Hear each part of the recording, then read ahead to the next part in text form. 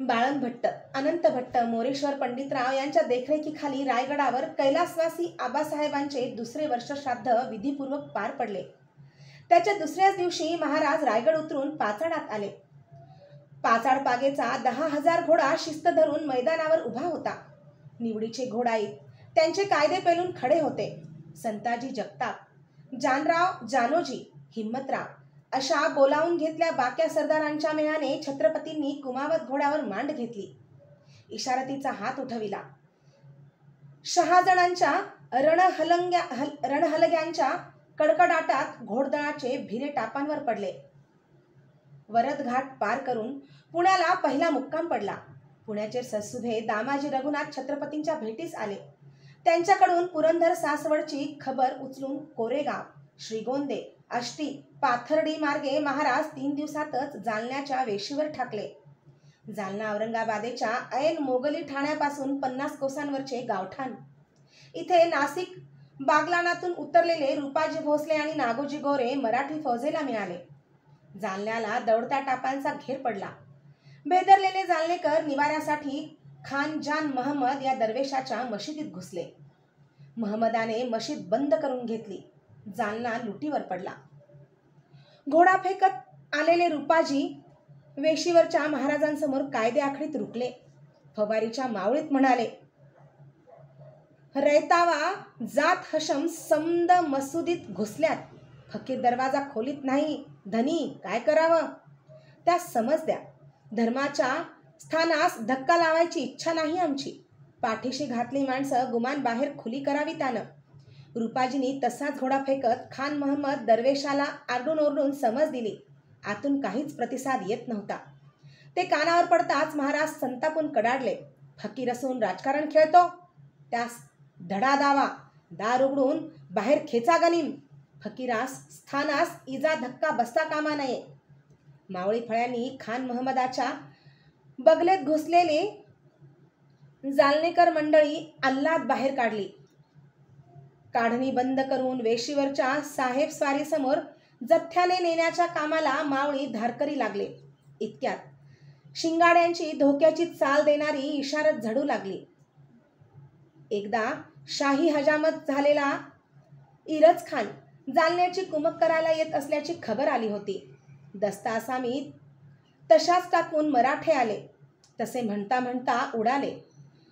औरंगाबादेतल्या शाही वाड्यातील दरबारात याच वेळी आलमगीर नाशिकहून बोलावून घेतल्या हसन अली खानाच्या खांद्यावर हिरवी कच्च खिल्लट टाकत त्याला म्हणाला, 19,000 इशम दिए हैं, अब तुम्हारी दिमत में देखना ये तुम्हारा करिश्मा.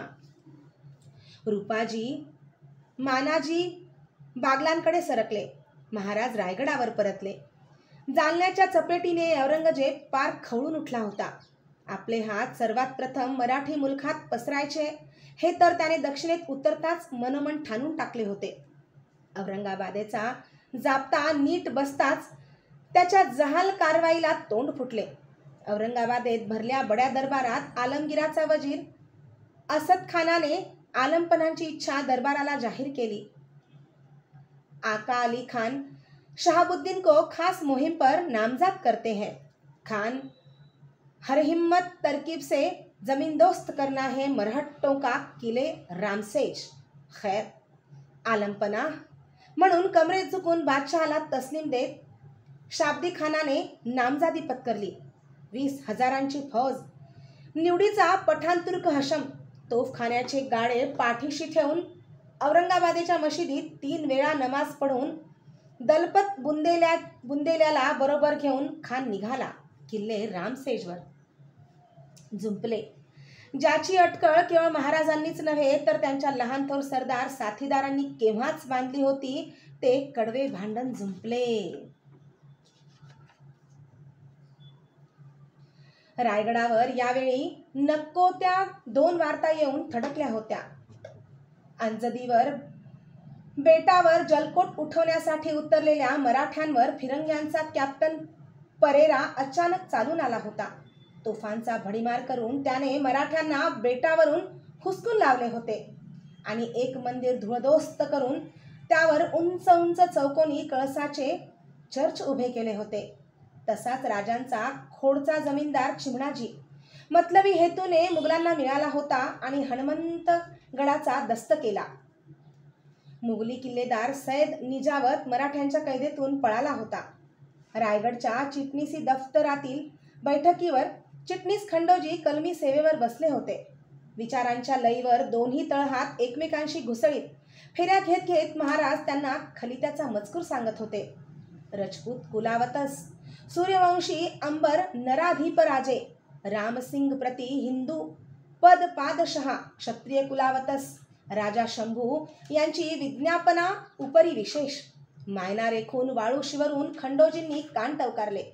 धीरोदत्त राजबोल त्यांच्या कानांवर पडू लागले. तसे कागदावर उमटू लागले.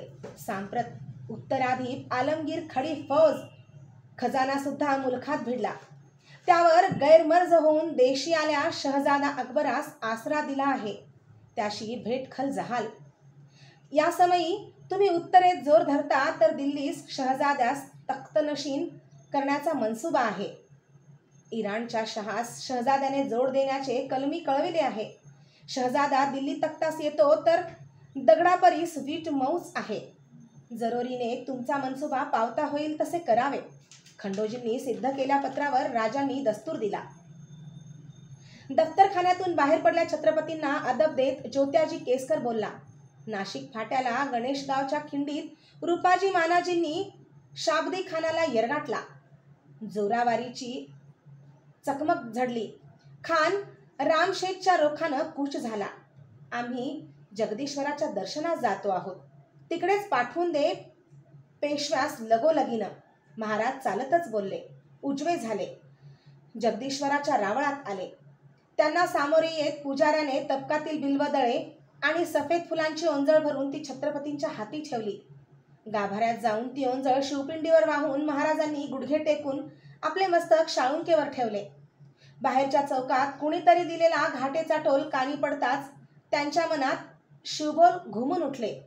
आज ना उद्या औरंग दख्खनेत उतरणार याची जाण ठेवा.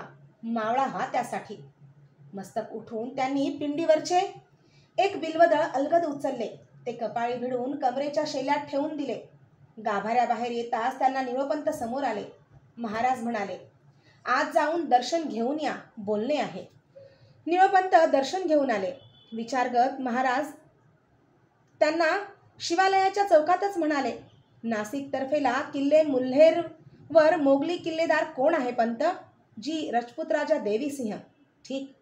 आपल्या साल्हेरीच्या किल्लेदार परसोजीस पायरोवीनं हुशार राहण्याचा निरोप द्या.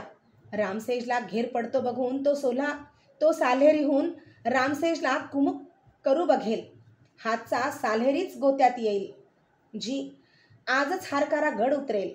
निळोपंत पुढे काही बोलू बघणार एवढ्यात एकाएकी गडाची नौबत दुडदुडू लागली. महाराजांचे कपाळ आक्रसले. हारजी आले की काय पंत? नौबतीच्या रोखाने बघत महाराज बोलून गेले.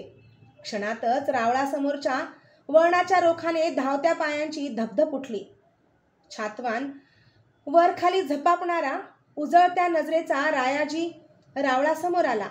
पायची पायताने तिथंच भिरकटत तो चटक्याने चौकातच घुसला. लगबगीने बोलला, खंडोबाचं चांग भलं धनी. गडाला बाळकिसन आलं. राणीसाहेबांनी गांगुलीत बाळराज झालं. वळून शिवपिंडीला सरसे होत भरल्या मनाने पापण्या मिटून जोडल्या हातांची जुडी कपाळीच्या शिवगंधावर टेकवीत राजओठातून कुलवंत बोल उमटले, जगदंब.